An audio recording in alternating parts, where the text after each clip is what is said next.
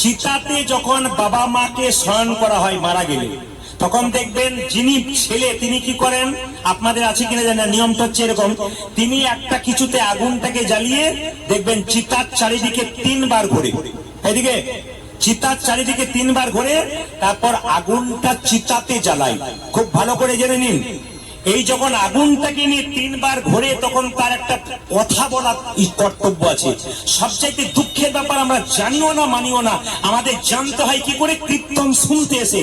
যখনই আপনি চিতাতে আপনার মা অথবা বাবাকে শুয়ে দেবেন এবং চিতার চারিদিকে 3 বার ঘুরবেন আগুন নিয়ে, আগুন প্রজ্বলিত করে, তখন আপনাকে এই কথাটা বলতে হবে, হে ব্রহ্মা, হে অগ্নিদেব, আমার বাবা যে চিতাতে শুয়ে পড়লো, সারা জীবন সংসারে থেকে বাবা যদি কোনো অন্যায় করে থাকে, পাপ করে থাকে, হে অগ্নিদেব, হে ব্রহ্মা, আমার বাবাকে তুমি নিজ গুণে ক্ষমা করো। এই কথাটা বলা কর্তব্য, কিন্তু আমরা জানিও না, বলিও না, শুধু করতে হয় করি, আমরা কিচ্ছু বুঝি না, কিন্তু বুঝে করলে তার মধ্যে শান্তি আছে আলাদা।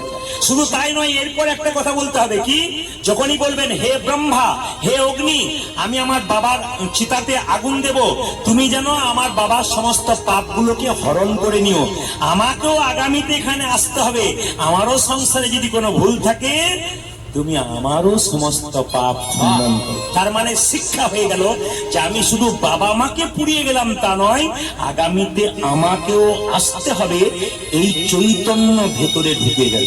কত সুন্দর সনাতন ধর্মের শিক্ষা আছে, কিন্তু আমরা কেউ করিও না, আমরা কেউ জানি না বলে করি না। এটা হচ্ছে অগ্নি সংস্কার। আর দেখবেন যারা বৈষ্ণব মানুষ মালা জপ করে, সব সময় নাম কীর্তন নিয়ে ব্যস্ত থাকে, এদেরকে পুরানো হয় না। কেন পুরানো হয় না? মৃত সমাধি